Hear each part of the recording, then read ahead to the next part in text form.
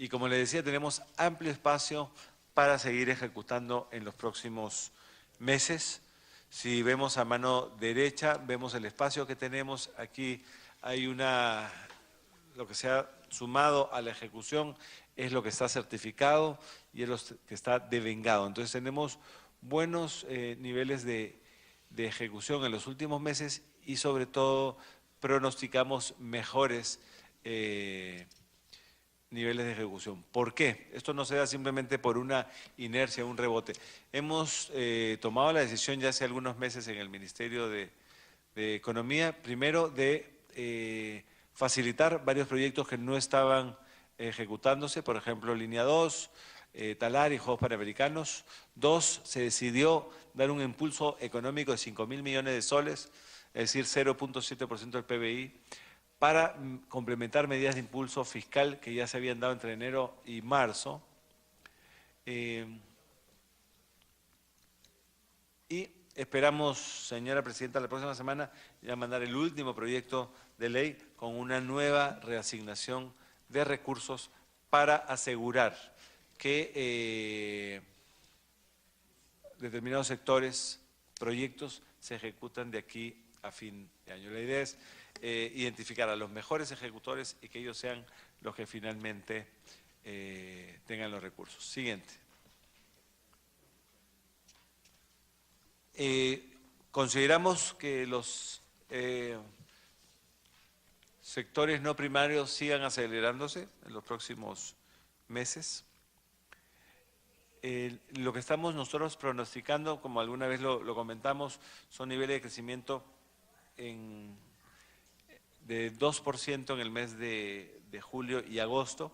Eso también depende de los resultados de, por ejemplo, pesca, ¿no? Pesca tuvimos la base del año anterior muy alta, esta base no es tan alta porque ya terminó la fase de pesca, entonces seguramente vamos a estar en crecimientos entre 1.6 y 2%, que es bastante mejor de lo que tuvimos en el segundo trimestre del año, pero todavía por debajo de lo que va a ser un buen cuarto trimestre del año con crecimientos por encima del 3%. Seguimos pronosticando que vamos a estar cercanos al 2.8%.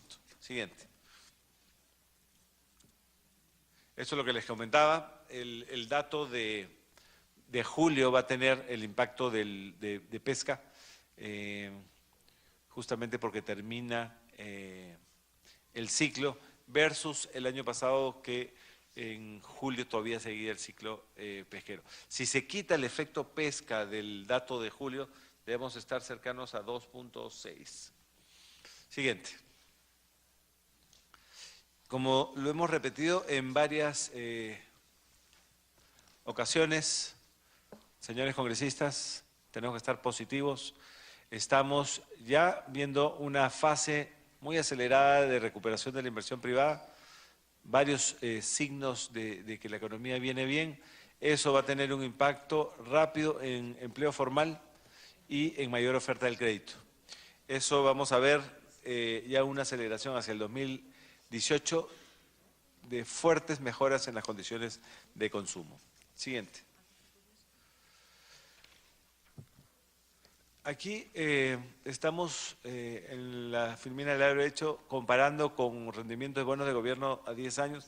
Es importante, para esta etapa de recuperación vamos a tener menores costos financieros que otros países de la región y eso también va a ser parte del impulso del crecimiento. Siguiente. Índices de confianza. Miren el rebote importante que hemos tenido. Miren el lado derecho, el gráfico habla de 68.1 y es más, muy por encima de la confianza que en países, por ejemplo, de la Alianza del Pacífico se encuentran entre el tramo pesimista y bordeando la mitad. Entonces, señora presidenta, hay que ser positivos. Las cosas vienen bien. Siguiente. Acá, esta es de las gráficas más importantes, son lo que se llaman los indicadores de inversión adelantada. Y acá lo que se está viendo es consumo interno de cemento positivo ya algunos meses, y bienes de capital también en positivo. Y si vemos en qué sectores son los que están importando julio y agosto de una forma más acelerada que otros, minería creciendo al 87%, 87%. Servicios al 12%, manufactura al 11% y comercio 8.8%. Esos son indicadores que estamos con perspectivas muy positivas de crecimiento. Siguiente. Siguiente. Se espera también mayor inversión minera debido a mejores precios de metales. Vemos la inversión minera por rubro. Miren el lado derecho, variación anual.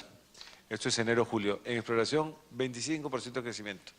En equipamiento minero, 25%. En la etapa de preparación, 23%. Infraestructura, 22%. Y miren, explotación al 10.5%. Pero si tomamos como indicadores de avanzada lo que es exploración e importación de equipo minero creciendo al 25%, podríamos estar esperando niveles de explotación por encima del 20%. Siguiente. Como han visto ustedes en el presupuesto, esta también inversión mayor en industrias extractivas tiene efectos muy positivos en, por ejemplo, la distribución de recursos a través del canon, que si no me falla la memoria estamos creciendo al 36%. Canon sobre canon y regalías. Siguiente. Pero no es solo minería. Acá tenemos que hablar de procesos de diversificación. Es decir, somos un país que tiene importante influencia minera, pero también, como vemos ahí, hay una serie de proyectos que no tienen que ver con minería. Ahí vemos energía, vemos saneamiento, vemos carreteras, vemos uso de gas, vemos hospitales y tren de cercanías. Como lo he sostenido, nuestra meta es poder concesionar proyectos a través de APPs, obras por impuestos, a niveles de $6.000 millones para el año 2019-2020. Siguiente. Esto ya lo hemos hablado en algún momento, la recuperación en B de la economía. Siguiente. Entonces, pasar de un crecimiento del 2,8 al 4%, y ahí vemos cómo las bases van a ser inversión pública creciendo al 17%, consumo público al 5%, exportaciones casi al 5%, inversión privada que pasa del espectro negativo a la zona positiva después de 4 años, y las importaciones creciendo al 3.5% y consumo privado como mínimo al 2.8%. Siguiente. Composición del crecimiento, también es importante ver esto. En el 2018, a diferencia de lo que fue el 2017, 2016 y en años anteriores, estamos previendo recuperación de inversión privada en la mayoría de sectores, es decir, no solo minería, también infraestructura y también en el resto de inversión, que incluye otros sectores como el retail, como inmobiliario, como turismo, como salud y educación. Siguiente. Esto ya lo vimos. Siguiente. Importante, ¿no? Algunos dicen, bueno, no estamos creciendo tanto como otros países. Si nos comparamos bien, eso se le llama los 6 comparables de América Latina por su tamaño, por su dimensión, por sus características. Vamos a liderar el crecimiento de los 6 principales países de América Latina en el periodo 2018-2021. Seguidos de Argentina, seguido de Colombia, Chile y ya muy lejos Brasil. Entonces, liderazgo de este crecimiento a nivel latinoamericano. Siguiente. Ahora, no todo es presupuesto, no todo es inversión pública, señora Presidenta. Tenemos que fortalecer nuestra competitividad. Es la única forma de sostener crecimientos de mediano y largo plazo. Y acá le pongo solo 4 conceptos que estamos trabajando en el Ministerio. Uno es el Plan Bicentenario de Infraestructura, mayor conectividad, y eso incluye ya sea mecanismos de ejecución, que puede ser obra pública, puede ser asociaciones público-privadas, puede ser obras por impuestos. ¿Y en dónde?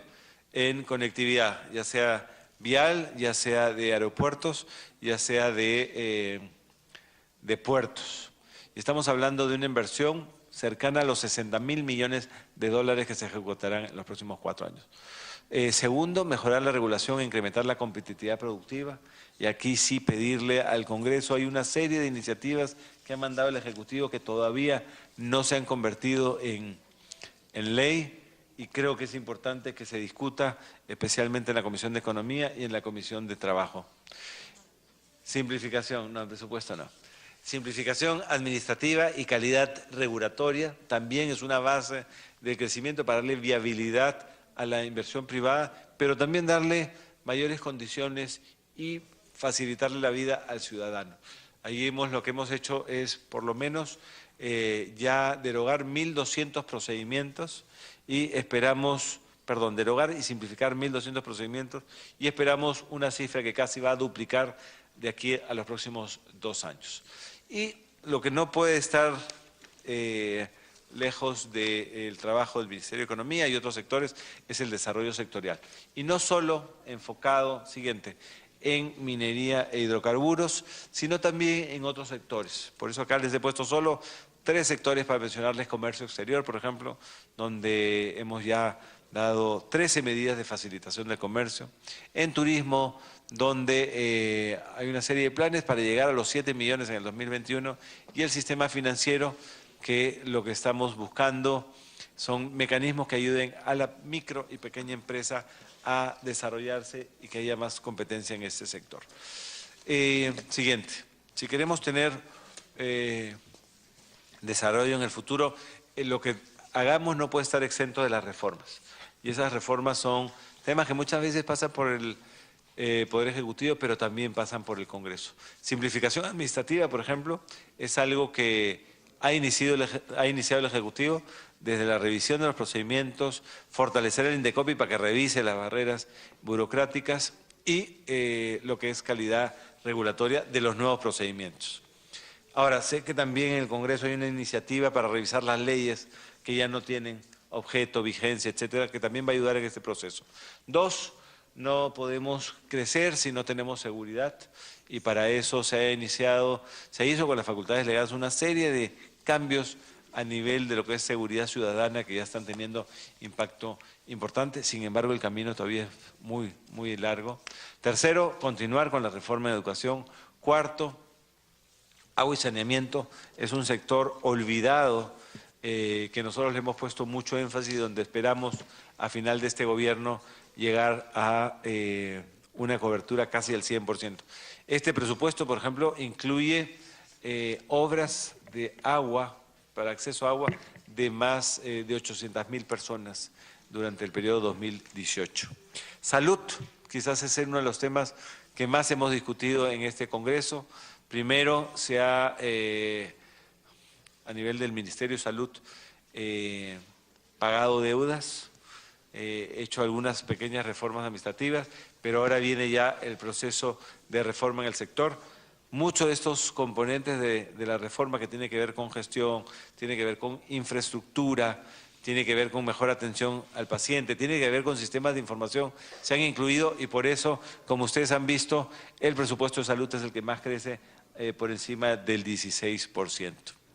Reforma pro empleo, tenemos que generar competitividad, tenemos que generar un marco que nos permita facilitar la contratación de los trabajadores. Y ahí, congresistas, nuevamente tenemos ya cuatro iniciativas legislativas que no se han podido discutir en la legislatura anterior, que espero puedan hacerlo, y está dentro de las prioridades que hemos mandado al legislativo para verse este año. Fortalecimiento de la descentralización es uno de los temas pendientes. Tenemos que trabajar en esclarecer las competencias entre los 3 niveles de gobierno para llegar de una forma más eficiente al ciudadano. Finalmente, algo que no depende del Ejecutivo, sin embargo el Ejecutivo ayuda a facilitar, igual que ese rol del Congreso, es la reforma en justicia. Si no tenemos transparencia, si no tenemos predictibilidad en justicia, es difícil ser más competitivos. Y hasta ahí, señora presidenta, señores congresistas, es mi presentación sobre este marco del presupuesto para el año 2018. Como les decía, estamos enfocados en tener un presupuesto que nos sirva para un proceso de crecimiento estable. Tenemos un presupuesto con las mejores prácticas, no solo del Perú, sino también de otros países, y tenemos un presupuesto que consideramos una ejecución importante de forma descentralizada. Así que este es un presupuesto que nos ayudará a llegar a ese crecimiento que queremos por encima del 4% en el año 2018. Muchas gracias. Gracias, ministro. Habiendo escuchado la sustentación del presupuesto para el año fiscal 2018, vamos ahora a pasar a las preguntas que van a ser formuladas por los colegas congresistas de acuerdo a cómo han ido solicitando. Solamente voy a ser breve, ministro, señalar, por supuesto, que somos positivos. Queremos un buen presupuesto para que puedan cumplirse las grandes brechas de desigualdad que tiene nuestro país. Segundo punto, le tomamos la palabra y seremos los primeros en reconocer si se cumple ese liderazgo de crecimiento de la región del 4%. Por supuesto que sí, saludaremos si eso se logra y le deseamos los mejores éxitos para que ahí podamos llegar nosotros. De la misma forma, también es importante lo que usted ha señalado y aquí a exhortar justamente los proyectos que usted ha señalado que faltan de ser dictaminados por el Congreso de la República. Llamamos, en todo caso, a la Comisión de Economía y de Trabajo que no están en manos de la bancada Fuerza Popular, sino son la bancada de gobierno y también de la bancada del Frente Amplio. Entonces pedimos que quizás ellos puedan acelerar en dictaminar estos proyectos para que ustedes puedan tener esa herramienta legal. De la misma manera pedimos en todo lo que concierne al turismo, estamos de acuerdo, pero para ello creo es importante que se puedan considerar en las nuevas rutas nacionales, no solamente Cusco, Iquitos, Chiclayo, Trujillo, sino también puedan haber otras regiones como la región Huánuco y otras que también tienen muchas potencialidades para poder salir adelante y mejorar la calidad de vida de todos ellos a través del turismo, Cajamarca también, por ejemplo. Entonces, en todo lo que es infraestructuras, pedimos que también puedan estar consideradas el aeropuerto de Huánuco, el aeropuerto de Leoncio Prado, como también me imagino el pedido que serán de los demás colegas congresistas.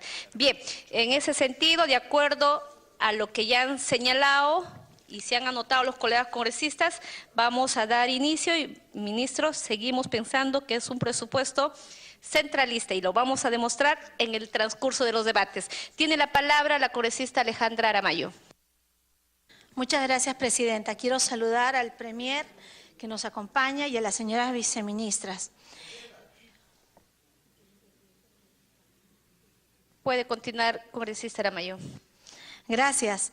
Yo saludaba al señor premier, a quien le pido unos segundos de su atención, porque ciertamente el día de hoy, 12 de septiembre, es un día importante. El día de hoy ha estado usted con los héroes de la democracia, que recibieron, como ha dicho, por ejemplo, el congresista también Marco Miyashiro, el respaldo del entonces presidente Alberto Fujimori para luchar contra una lacra que fue el terrorismo y que azotó durante 2 décadas a todo el país, sobre todo en las regiones más pobres.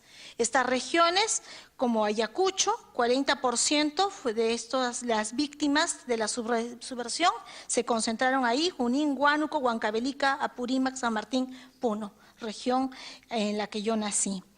Fíjese, señor premier, a través suyo, señora presidenta, como ella ha dicho, creemos nosotros que este es un presupuesto centralista. Y ya entiendo, después de mucho tiempo, por qué discrepamos desde el Ejecutivo con el Legislativo, porque usted ha dicho que este es un presupuesto descentralizado en varias oportunidades. Pero hoy he entendido la razón de cuál es la discrepancia. Es una discrepancia de contenido. Usted dice que esto beneficia más a las regiones. Ese es un presupuesto desconcentrado. La diferencia de desconcentrar y descentralizar está en la Constitución Política del Estado, señor premier.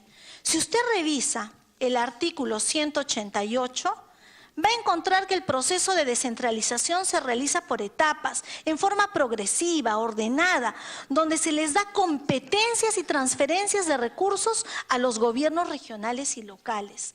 Si eso no es suficiente, revise usted el artículo 191, que dice que los gobiernos regionales tienen autonomía política, económica y administrativa. Entonces, en este presupuesto, la lectura que tiene el Ejecutivo es de desconcentración. ¿Dónde va a ejecutarse? No la autonomía que tienen los gobiernos regionales ni locales. Esa es la primera gran diferencia de perspectiva que entendemos de la descentralización. Ahora revisemos el presupuesto centralista. En este presupuesto tiene varios componentes, recursos ordinarios, recursos directamente recaudados, etcétera. Quiero concentrarme en los recursos directamente recaudados. Quien recauda más son los gobiernos regionales. La proyección del 2018 dice del 36.2%. Revisemos la proyección 2017 y la proyección 2018 en millones de soles, 779. Estamos viendo las fuentes de los recursos del presupuesto. Sin embargo, cuando nosotros vemos la asignación presupuestal y el presupuesto comparado por nivel de gobierno, ¿qué tenemos? Gobierno nacional, 74.16%. Gobiernos regionales, 15.65%. Gobiernos locales, 10.20%. Es decir, que de todos los elementos que tiene este presupuesto, recursos ordinarios, que ciertamente es el 65% del presupuesto, y teniendo los gobiernos regionales el 36.2%, en lo que comprende ingresos, tasas, ventas, bienes y servicios y rentas de la propiedad, entre otros, se les asigna a los gobiernos regionales solo el 15.65% de este presupuesto. Señora Presidenta, estamos haciendo la tarea, estamos demostrando que este es un presupuesto centralista. Es más, hay algo que a mí me llama la atención, porque creo yo que el gobierno nacional tiene una política de recentralización. Este tema de los GORES regionales y los MUNIs ejecutivos es un tema que no está reglamentado. Es un tema que es una iniciativa, una buena iniciativa del gobierno, pero que no está institucionalizada. Lo correcto sería tener una autoridad que articule normativamente el tema de gobiernos regionales y locales a través de un consejo de coordinación interinstitucional. Entonces, creo yo, a título personal, que lo que están haciendo es recentralizar. ¿Y cómo lo hacen? A través de programas. Hay programas por todo motivo. Y a mí me llaman la atención dos programas, señor Premier, a través de la Presidencia. Hay un programa de incentivos a la mejora de gestión municipal. ¿En qué consiste este programa? Es un programa que fortalece las competencias competitivas, porque recordemos que los alcaldes y los gobernadores regionales más están aquí que en sus circunscripciones territoriales, porque vienen a mendigar no solamente presupuestos, sino asistencia técnica. Si no, díganos a nosotros que nos hemos vuelto en los tramitadores de los alcaldes. Tienen tal observación en tal proyecto. ¿Cuánto de este programa de incentivos a la mejora de gestión municipal, señor Premier, es para fortalecer la gestión municipal? Y hay otro tema, qué bueno que haya regresado la congresista Alcorta, a ella le estaba preocupando el tema, ella intervino cuando hablaban las señoras viceministras en el tema de las consultorías. Ahora se han incrementado los límites de contrataciones de consultores, de 40,000 soles a 60,000 soles. Entonces, lo que no puede hacer una institución, que lo haga la consultora. Eso, así no avanza país, pues, así no es. Porque la idea es fortalecer la institucionalidad, que lo hagan los actores, que lo hagan los profesionales de planta. A mí, eso, señor Premier, a través de la Presidencia, me preocupa. La visión que tiene el país del desarrollo no es descentralista, es de desconcentración. Lo hacen ustedes. Recentralizan a través de programas. Amplía la valla para las consultorías, que en la época de Saavedra, ya sabemos, nada bueno le han dejado al país, por citar un ejemplo. Y yo quiero terminar con un tema que también me preocupa y en el que me siento involucrada, que es el tema de salud. El presupuesto en salud para el año 2018 ciertamente se incrementa, señor Premier, en 16.028 millones, que comparando con los 13, casi 14 millones actuales, representa un aumento de 2.251 millones, que significa un aumento anual de 0.34% de Producto Bruto Interno. Pero estamos lejos, pues, de la promesa que hizo el presidente de la República, Pedro Pablo Kuczynski. Porque una cosa es con guitarra y otra cosa es con cajón. No nos olvidemos que el presidente, cuando era candidato, fue al Cusco y les dijo a los profesores que les iba a aumentar un monto. Y cuando fue presidente no pudo cumplir con la promesa, porque no existe un vínculo de lo que uno dice en campaña, la oferta política no se hace plan de gobierno. Y ese es un gran problema, porque el presidente de la República, cuando fue candidato, se comprometió a un aumento anual de 0,5% del Producto Bruto Interno. Y está en el plan de gobierno de Peruanos por el Cambio, señor Premier. Estamos en 0,34%. El presupuesto asignado está orientado al fortalecimiento ciertamente de servicios de salud a nivel nacional mediante programas como el Programa Articulado Nutricional y Salud Materno-Neonatal, pero no hay nada en fortalecimiento de capacidades. ¿Quién ha hablado, señor Premier? Estamos procurando que haya una defensoría del paciente adscrita a cada hospital, a cada posta, a cada instituto especializado, que represente no los temas gremiales, a la persona doliente, al paciente, a su familiar. No va a haber presupuesto para temas como estos que tienen que ver con la calidez que necesita una persona que es vulnerable en todos los estratos para ser atendida. Muchas gracias, señora presidenta. Gracias, congresista. Tiene la palabra el congresista Tapia.